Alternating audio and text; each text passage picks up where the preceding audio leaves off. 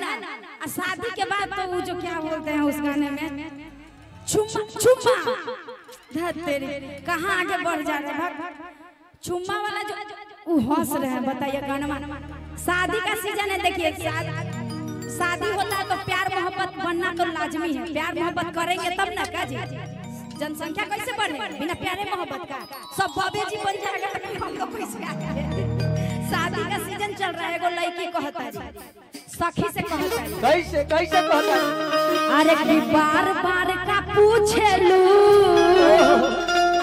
अरे काका पियावा कोई ले बा, का कइले बिया हो? इनको फील आ रहा है, फील देखिए। अरे कि बार आपसे भी कोई लड़की पूछी है क्या? वो सब हुआ है प्यार मोहब्बत? आप कैसे मुंह करके लग रहा है कि तरस रही है एकदम प्यार के लिए, प्यासी हुई है। बाप रे बाप, प्यार के लिए तरस रहे हैं।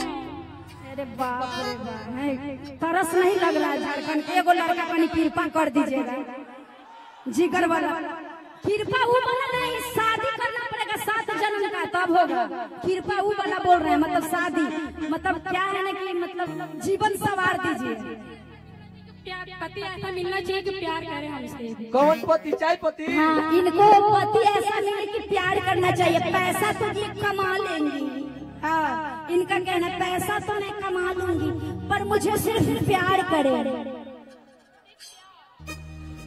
प्यार होता है, पैसा तो कोई भी कमा लेगा, प्यार एक बार होता है ना, इसलिए प्यार चाहिए, पैसा नहीं चाहिए हमको।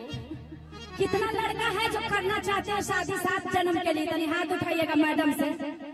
ये प्यार करे वाला बहुत है, शादी करे वाला एको नहीं।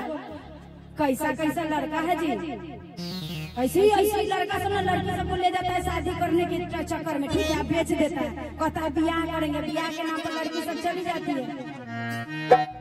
अरे कि बार बार का पूछे लू, अरे काका पियावा कोई ले बा,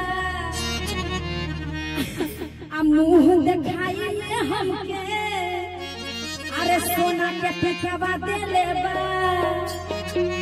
आई और का कोई ले बा, का कइले बिया हो?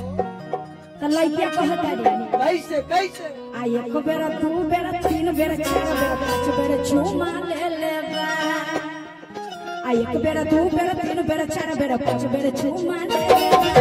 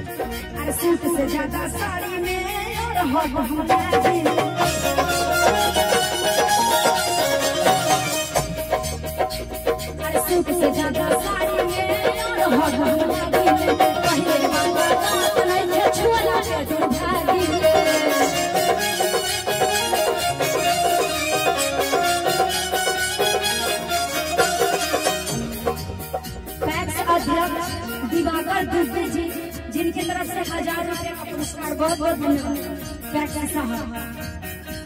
और ग्रुप का जन्म और रात भर में कई को फिल्म देखैले बा।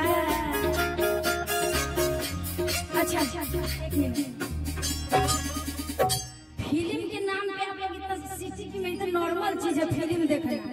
तू का जानबो रात भर में कई गो फिल्म देखैले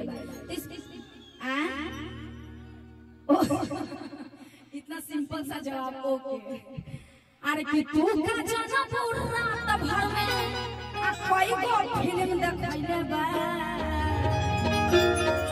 आ एक बेरा दो बेरा तीन बेरा चार बेरा पांच बेरा चुम्मा दे लेबा